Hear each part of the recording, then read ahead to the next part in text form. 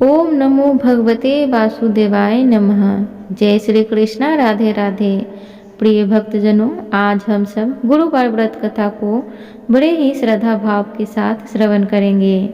बृहस्पतिवार का दिन भगवान विष्णु को समर्पित है। कहते हैं कि जो व्यक्ति हर गुरुवार भगवान विष्णु की पूजा करता है और गुरुवार की कथा सुनता है, गुरु बृहस्पति की और भगवान विष्णु की कृपा से उनकी सभी परेशानियां दूर हो जाती हैं। जो व्यक्ति श्रद्धा भाव के साथ गुरुवार की कथा कहता है और सुनता है या सुनाता है, उसकी गरीबी और कष्ट को भगवान विष्णु दूर कर देते हैं। जीवन में सुख समृद्धि के लिए गुरुवार के दिन आप भी इस गुरुवार व्रत को जरूर श्रवण करें। श्री हरि के चरणों का ध्यान करते हुए कथा को श्रवण करते हैं। भारतवर्ष में एक प्रतापी और दानी राजा राज्य करता था। वह नित्य गरीबों और ब्राह्मणों की सहायता करता था। यह बात उसकी रानी को बिल्कुल भी अच्छी नहीं लगती थी। वह न ही गरीबों को दान देती, न ही भगवान का पूजन करती थी और राजा को भी ऐसा दान देने से मना किया करती थी। एक दिन राजा शिकार खेलने वन को गए हुए थे तो रानी महल में अकेली थी। उसी समय बृहस्पति देव साधु भेष में राजा के महल में भिक्षा के लिए गए और भिक्षा मांगी तो रानी भिक्षा देने से इनकार किया और कहा, हे साधु महाराज, मैं तो दान पुण्य से बिल्कुल भी तंग आ गई हूँ। मेरा पति सारा धन लुटाते रहते हैं। मेरी इच्छा है कि हमारा धन नष्ट हो जाए और फिर न रहेगा बांस और न बजेगी बांसुरी। साधु ने कहा, हे देवी, तुम तो बड़ी ही विचित्र हो। धन संतान तो सभी चाहते हैं, पुत्र और लक्ष्मी तो पापी के घर भी होने चाहिए। यदि तुम्हारे पास अधिक धन है तो भूखों को भोजन दो, प्यासों के लिए प्याऊ बनवाओ, मुसाफिरों के लिए धर्मशाला खुलवाओ। जो निर्धन अपनी कुमारी कन्याओं का विवाह नहीं कर सकते हैं, उनका विवाह करवा दो। ऐसा और कई काम हैं जिनके करने से तुम्हारा यश इस लोक और परलोक में फैलेगा। परंतु रानी पर उपदेश का कोई प्रभाव न पड़ा। वह बोली, हे महाराज, आप मुझे कुछ न समझाएं। मैं ऐसा धन नहीं चाहती हूँ जो हर जगह बांटती फिरूं। साधु ने उत्तर दिया, यदि तुम्हारी ऐसी इच्छा है तो तथा अस्तु। तुम ऐसा करना कि बृहस्पतिवार को घर को गोबर से लिपना, पीली मिट्टी से अपना सिर धोकर स्नान करना, भट्टी चढ़ाकर कपड़े धोना। ऐसा करने से आपका समस्त धन नष्ट हो जाएगा। इतना कहकर वह साधु महाराज वहां से अंतर्ध्यान हो गए। साधु के अनुसार कई बातों को पूरा करते हुए रानी को केवल 3 बृहस्पतिवार ही बीते थे कि उसकी समस्त धन संपत्ति नष्ट हो गई। भोजन के लिए राजा का परिवार तरसने लगा। तब एक दिन राजा ने रानी से बोला कि हे रानी, तुम यहीं रहो, मैं दूसरे देश को जाता हूँ, क्योंकि यहाँ पर सभी लोग मुझे जानते हैं, इसलिए मैं कोई छोटा कार्य नहीं कर सकता। ऐसा कहकर राजा प्रदेश चला गया। वहाँ वह जंगल से लकड़ी काट कर लाता और शहर में बेचता। इस तरह वह अपना जीवन व्यतीत करने लगा। इधर राजा के परदेसी जाते ही रानी और दासी दुखी रहने लगी। एक बार जब रानी और दासी को 7 दिन तक बिना भोजन के रहना पड़ा तो रानी ने अपनी दासी से कहा कि हे दासी, पास ही के नगर में मेरी बहन रहती है, वह बड़ी ही धन्यवान है, तो उसके पास जा और कुछ ले आ ताकि थोड़ी बहुत गुजर बसर हो जाए। दासी रानी की बहन के पास गई। उस दिन गुरुवार का दिन था। रानी की बहन उस समय बृहस्पतिवार की व्रत कथा सुन रही थी। दासी ने रानी की बहन को अपनी रानी का संदेश दिया, लेकिन रानी की बड़ी बहन ना तो कोई उत्तर दिया और ना ही वह उठी। जब दासी को रानी की बहन से कोई उत्तर न मिला तो वह बहुत दुखी हुई और उसे क्रोध भी आया। दासी ने वापस आकर रानी को सारी बात बता दी। यह सुनकर रानी ने अपने भाग्य को कोसा। उधर रानी की बहन ने सोचा कि मेरी बहन की दासी आई थी, परंतु मैं उससे नहीं बोली, इससे वह बहुत दुखी हुई होगी। कथा सुनकर और पूजन समाप्त करके वह अपनी बहन के घर आई और कहने लगी, हे बहन, मैं बृहस्पतिवार का व्रत कर रही थी तुम्हारी दासी मेरे घर आई थी, परंतु जब तक कथा होती है तब तक तो ना उठते हैं और ना ही बोलते हैं, इसलिए मैं नहीं बोली। कहो बहन, क्यों गई थी? रानी बोली, हे बहन, तुमसे मैं क्या छिपाऊं, हमारे घर में खाने तक का अनाज नहीं था। ऐसा कहते कहते रानी की आंखें भर आईं। उसने दासी समेत पिछले 7 दिनों से भूखे रहने तक की बात अपनी बहन को विस्तार पूर्वक सुना दी। रानी की बहन बोली, देखो बहन, भगवान बृहस्पति देव सबकी मनोकामनाओं को पूर्ण करते हैं। देखो, शायद तुम्हारे घर में अनाज रखा होगा। पहले तो रानी को विश्वास नहीं हुआ, पर बहन के आग्रह करने पर उसने अपनी दासी को अंदर भेजा तो उसे सचमुच अनाज से भरा एक घड़ा मिल गया। यह देखकर दासी को बड़ी हैरानी हुई।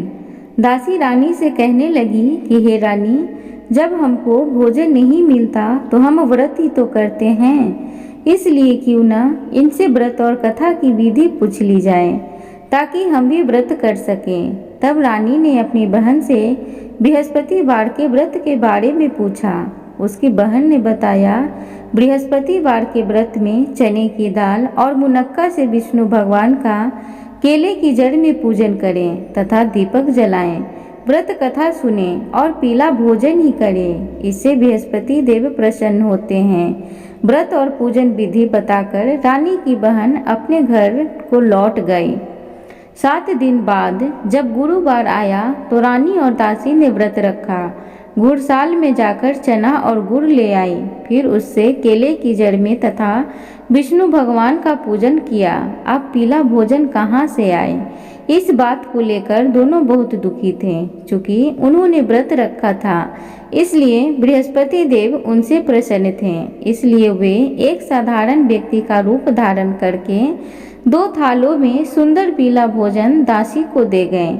भोजन पाकर दासी प्रसन्न हुई और फिर रानी के साथ मिलकर भोजन ग्रहण किया।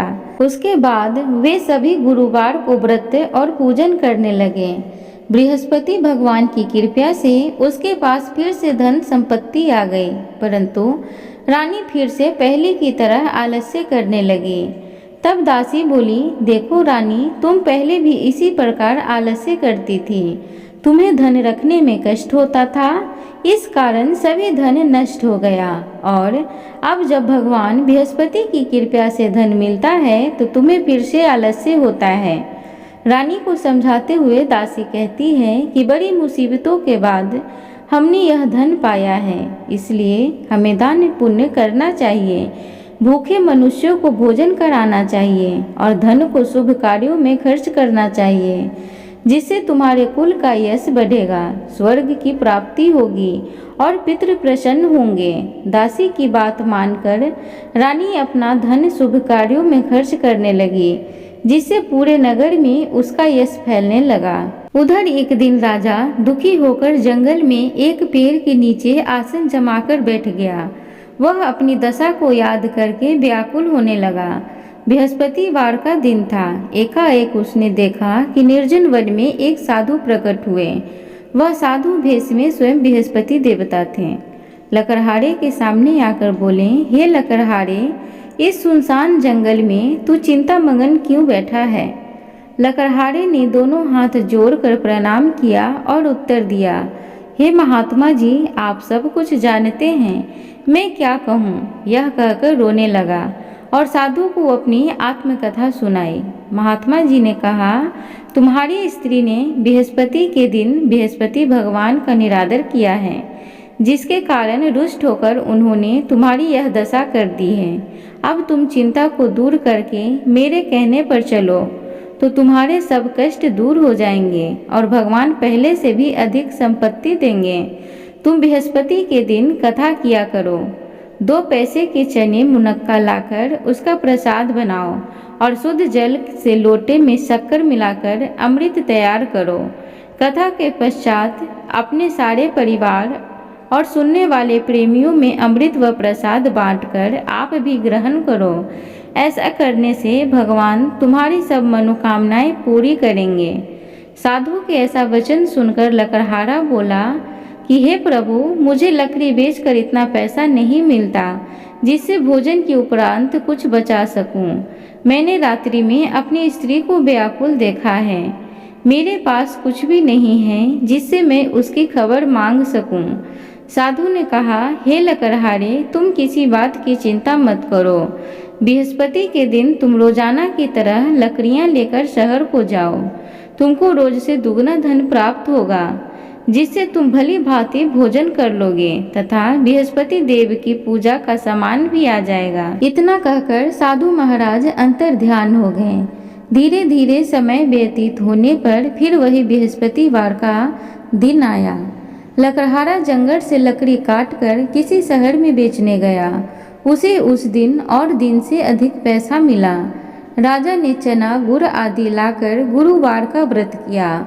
उस दिन से उसके सभी कलेश दूर हुए। परंतु जब दोबारा गुरुवार का दिन आया तो बृहस्पतिवार का व्रत करना भूल गया। इस कारण बृहस्पति भगवान नाराज हो गए। उस दिन उस नगर के राजा ने विशाल यज्ञ का आयोजन किया तथा शहर में यह घोषणा करा दी कि कोई भी मनुष्य अपने घर में भोजन न बनावे, न आग जलावे। समस्त जनता मेरे यहाँ भोजन करने आवे। इस आज्ञा को जो न मानेगा उसे फांसी की सजा दी जाएगी। इस तरह की घोषणा संपूर्ण नगर में करवा दी गई। राजा की आज्ञा अनुसार शहर के सभी लोग भोजन करने गए, लेकिन लकड़हारा कुछ देर से पहुंचा। इसलिए राजा उसको अपने साथ घर लिवा ले गए और ले जाकर भोजन करा रहे थे तो रानी की दृष्टि उसी खूंटी पर पड़ी जिस पर उसका हार लटका हुआ था। वह वहां पर दिखाई नहीं दिया।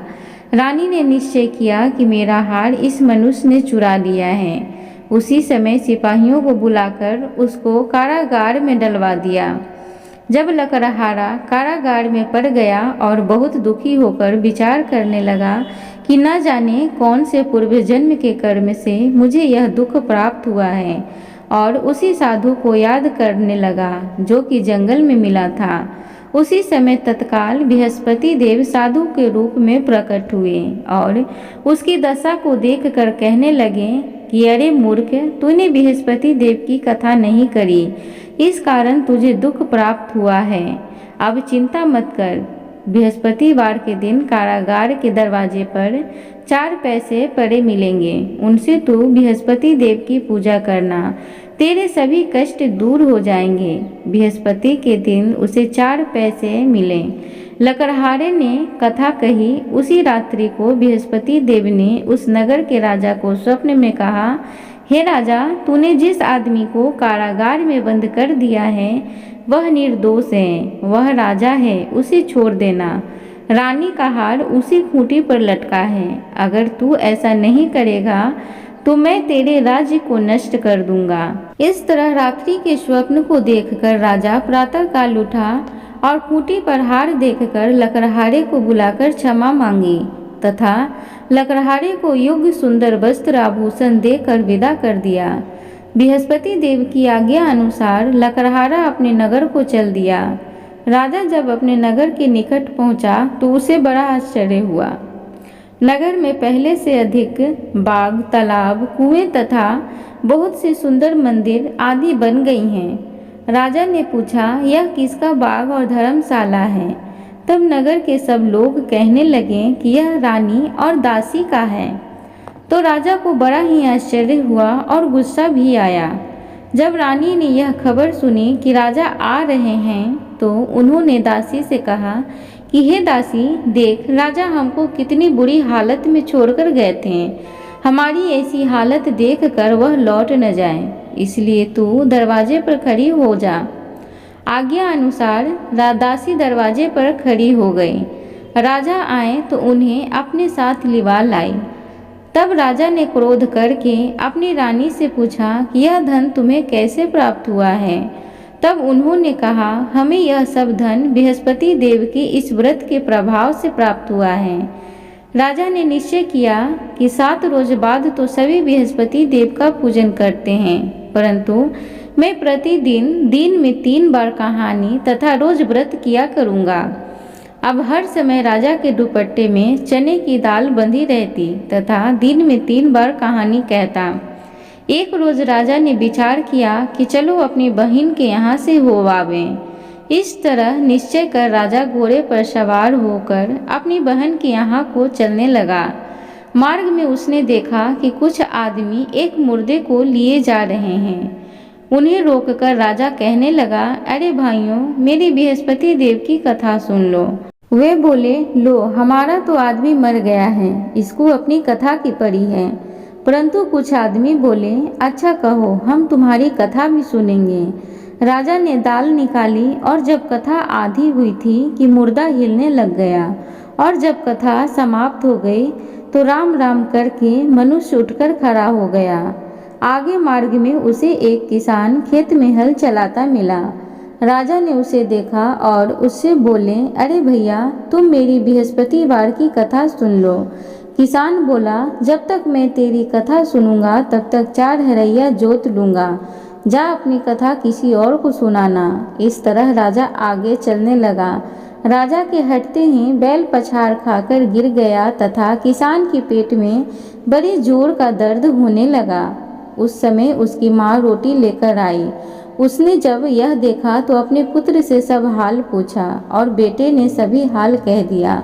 तो बुढ़िया दौड़ी दौड़ी उस घुड़सवार के पास गई और उससे बोली कि मैं तेरी कथा सुनूंगी, तू अपनी कथा मेरे खेत पर चलकर ही कहना। राजा ने बुढ़िया के खेत पर जाकर कथा कही, जिसके सुनते ही वह बैल उठकर खड़ा हुआ और किसान के पेट का दर्द भी बंद हो गया। राजा अपनी बहन के घर पहुंचा। बहन ने भाई की खूब मेहमानी की। दूसरे रोज प्रातःकाल राजा जगा तो वह देखने लगा कि सब लोग भोजन कर रहे हैं। राजा ने अपनी बहन से कहा कि ऐसा कोई मनुष्य है जिसने भोजन नहीं किया हो, मेरी बृहस्पतिवार की कथा सुन ले। बहन बोली, हे भैया, यह देश ऐसा ही है कि पहले यहाँ लोग भोजन करते हैं, बाद में अन्य काम करते हैं। अगर कोई पड़ोस में है तो मैं देखाऊं। वह ऐसा कहकर देखने चली गई, परंतु उसे कोई ऐसा व्यक्ति नहीं मिला जिसने भोजन न किया हो। अतः वह एक कुम्हार के घर गई जिसका लड़का बीमार था। उसे मालूम हुआ कि उनके यहाँ 3 रोज से किसी ने भोजन नहीं किया है। रानी ने अपने भाई की कथा सुनने के लिए कुम्हार से कहा। वह तैयार हो गया। राजा ने जाकर बृहस्पतिवार की कथा कही, जिसको सुनकर उसका लड़का ठीक हो गया। अब तो राजा की प्रशंसा होने लगी। एक रोज राजा ने अपनी बहन से कहा कि हे बहन, हम अपने घर को जाएंगे, तुम भी तैयार हो जाओ। राजा की बहन ने अपनी सास से कहा।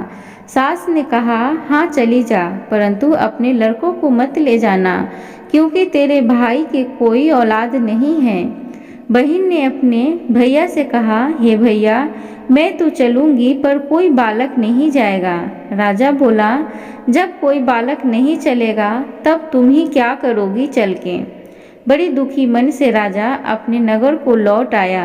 राजा ने अपनी रानी से कहा कि हम निर्वंशी हैं, हमारा मुख देखने का धर्म नहीं है और कुछ भोजन आदि नहीं किया। रानी बोली, हे प्रभु, बृहस्पति देव ने हमें सब कुछ दिया है, वह हमें औलाद भी अवश्य देंगे। उसी रात को बृहस्पति देव ने राजा से स्वप्न में कहा, हे राजा, उठ, सभी सोच त्याग दे, तेरी रानी गर्भ से है। राजा को यह बात सुनकर बड़ी खुशी हुई। 9वें महीने में उसके गर्भ से एक सुंदर पुत्र पैदा हुआ। तब राजा बोला, हे रानी, स्त्री बिना भोजन के रह सकती है, पर बिना कहे नहीं रह सकती। जब मेरी बहन आवे तुम उससे कुछ मत कहना। रानी ने सुनकर हाँ कर दिया। जब राजा की बहन ने यह शुभ समाचार सुना तो वह बहुत खुश हुई तथा बधाई लेकर अपने भाई के यहाँ आई।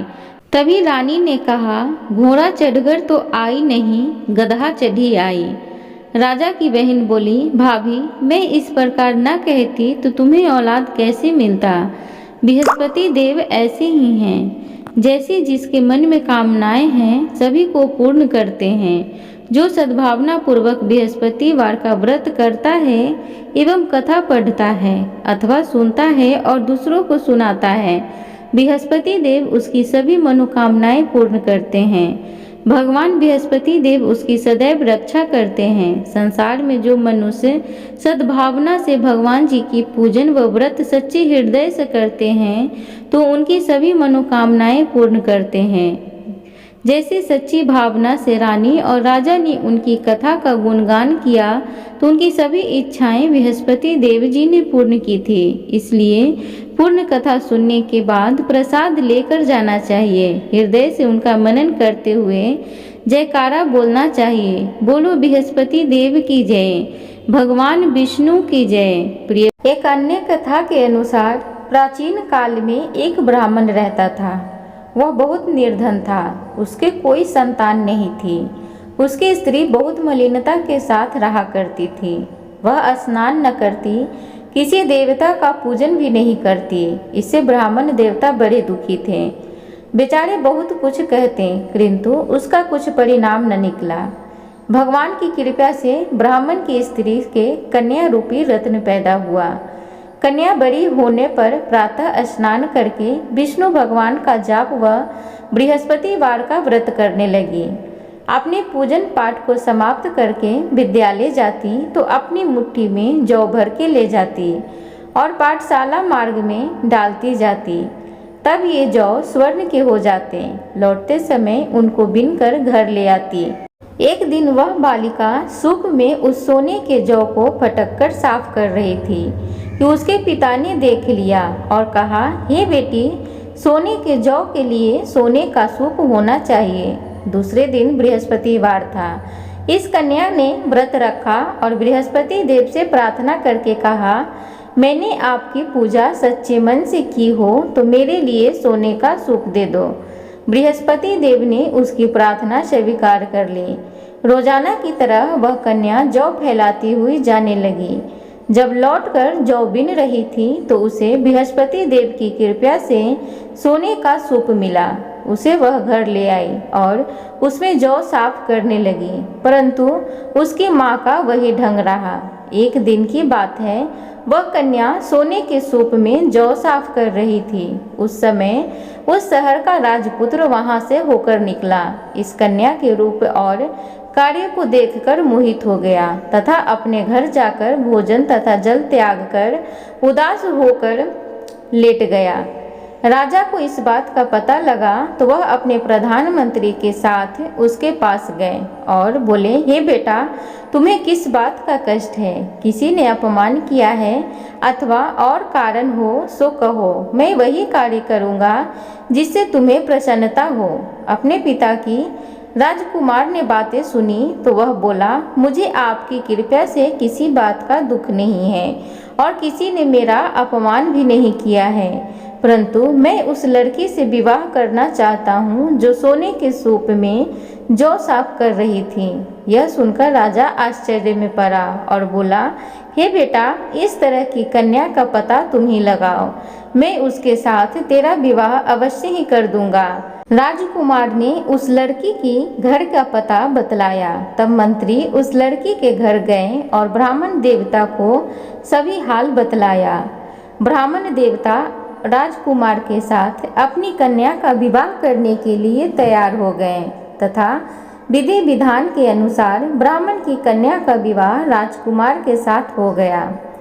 कन्या के घर से जाते ही पहले की भांति उस ब्राह्मण देवता के घर में गरीबी का निवास हो गया। अब भोजन के लिए भी अन्न बड़ी मुश्किल से मिलता था। एक दिन दुखी होकर ब्राह्मण देवता अपनी पुत्री के पास गए। बेटी ने पिता की दुखी अवस्था को देखकर अपनी माँ का हाल पूछा। तब ब्राह्मण ने सभी हाल कहा। कन्या ने बहुत सा धन देकर अपने पिता को विदा कर दिया। इस तरह ब्राह्मण का कुछ समय सुखपूर्वक व्यतीत हुआ। कुछ दिन बाद फिर वही हाल हो गया। ब्राह्मण फिर अपनी कन्या के यहाँ गया और सारा हाल कहा तो लड़की बोली, हे पिताजी, आप माता जी को यहाँ लिवा लाओ, मैं उसे विधि बता दूंगी जिससे गरीबी दूर हो जाए। वह ब्राह्मण देवता अपनी स्त्री को साथ लेकर पहुँचे तो अपनी माँ को समझाने लगी, हे माँ, तुम प्रातःकाल प्रथम स्नान आदि करके विष्णु भगवान का पूजन करो तो सब दरिद्रता दूर हो जाएगी। परंतु उसकी माँ ने एक भी बात नहीं मानी और प्रातःकाल उठकर अपनी पुत्री के बच्चों का जूठन को खा लिया। इससे उसकी पुत्री को बहुत गुस्सा आया और एक रात को कोठरी से सभी सामान निकाल दिया और अपनी माँ को उसमें बंद कर दिया। प्रातःकाल उसे निकाला तथा स्नान आदि करा के पाठ करवाया तो उसकी माँ की बुद्धि ठीक हो गई और फिर प्रत्येक बृहस्पतिवार को व्रत रखने लगी। इस व्रत के प्रभाव से उसके माँ बाप बहुत ही धन्यवान और पुत्रवान हो गए और बृहस्पति देव के प्रभाव से इस लोक में सुख भोग कर स्वर्ग को प्राप्त हुए। सब बोलो विष्णु भगवान की जय, बोलो बृहस्पति देव की जय। प्रिय भक्तगण, आप सबसे उम्मीद करूंगी आज की बृहस्पति देव की कथा आप सबको अच्छी लगी हो, तो कृपया चैनल को जरूर से जरूर सब्सक्राइब करें, वीडियो को लाइक करें, कमेंट बॉक्स में हरि नाम का जयकारा जरूर लगाएं। धन्यवाद।